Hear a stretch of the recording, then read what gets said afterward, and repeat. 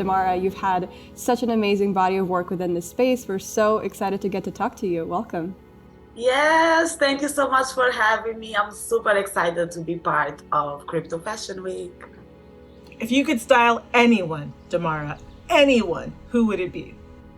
If I could style absolutely anyone in the world, it would be Erykah Badu, because she's just such a style icon for me, such a Black representation icon for me as well. Growing up, every time Erykah Badu would appear on MTV or VH1, I would just see a mirror of myself in a way. And also Bjork, definitely. If I could have a baby, the ideal person that I would style would be a baby between Bjork and Erykah Badu. Is it important to show up as yourself in human flesh or pixel flesh as a human? Or would you want to be another kind of creature or being in the metaverse? I think I would definitely want to be another creature or being in the metaverse. For me, the most exciting part of the metaverse is that we can really expand our notion of self, of identity, and of body. I would love the metaverse to be a little bit like this, superhero gaming environments where if you're wearing a suit that has wings, suddenly you're flying. If you catch a specific coin, suddenly you're blue. Just a little bit more abstract from the literal human representation. I think it's already boring. I mean, we already know each other as we are. So does that make us boring as human beings in organic flesh? Are we just these daft, uninteresting beings? Absolutely not. Absolutely not. I think we are very interesting actually as a species and everything.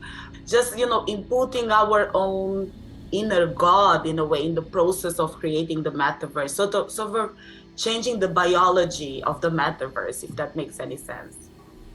It totally does. I think it's also nice to draw the parallel between our physical reality and where our mind exists, which is usually in this ephemeral space that takes us into dream world for a third of our life. Do you think digital fashion can help us aid in the process of moving away from more Eurocentric ideals of what beauty looks like and give people the freedom to actually express where they come from, their backgrounds, and how they'd like to show up in the world? Oh, that's a juicy question. That's a very controversial question. I think that yes and no. So if I look at digital fashion designers that I admire, like Scarlett Young, Stephanie Fang, Katy Tay, if we're looking at this group of creators, these are my top favorite digital fashion designers, and it's a completely different demographic from my favorite physical fashion designers from the 90s or from the 80s that were all male and all white, right? On the other hand, if we look at digital it girls or digital top models, the group is a lot more diverse, but the group of people representing them, it's not. And that's what is concerning to me. It's concerning to me that in the metaverse, we normalize white people selling bodies of color. For me, that is concerning as a message, because although the metaverse exists in a different reality, it is an extension of the history we have in this reality to explore. It's Sunday right now and you gave a whole sermon. I think about these things a lot too, and I'm like, okay, Damara, I know what panel you're on without a doubt. What you're saying is super important. I think especially men even selling women's bodies in the metaverse. What is that really saying? Especially young bodies, young girls, looking a very specific way. And so with that, I wanted to ask you named Steffi Fung, you named, Scarlett Young, great designers, Katy Tay. Are there any people of culture from the diaspora that are designers other than yourself? Oh my God, yes. I love this question. So I really love seeing other Angolan artists in the diaspora that are taking our own cultural identity and cultural pains as a way of healing, as a process of representation as well. There is another artist that I really love, and it's Gabriel Massan. His work is amazing. He's from Brazil. So he talks a lot also about the African culture in Brazil, the representation in Brazil. When we collaborated on a project for Spectacles 3 with Her Visions, in my project Kazumbi, he developed his project that was Quilombo. And Quilombo were basically places where when slaves would run away in Brazil, they could go hide in Quilombos. So slaves would leave little marks in secret places so that every slave that ran away from slavery would know how to go to a Quilombo. And he creates these digital spaces that reflect that idea of belonging and that idea of comfort.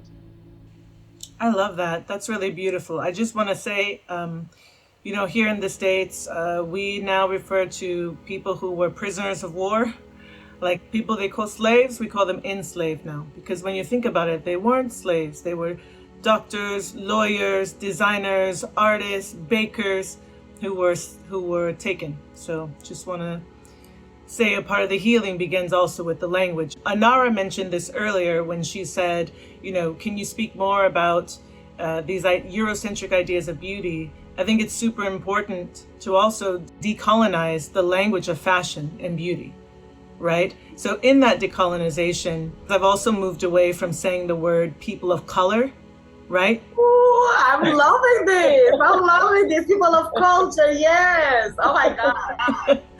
Because it's actually more respectful of everyone, but specifically the people they mean to center in the conversation. Damara, I'm really curious to know how your personal relationship with your family, with your loved ones, has affected your work or how it shapes your work.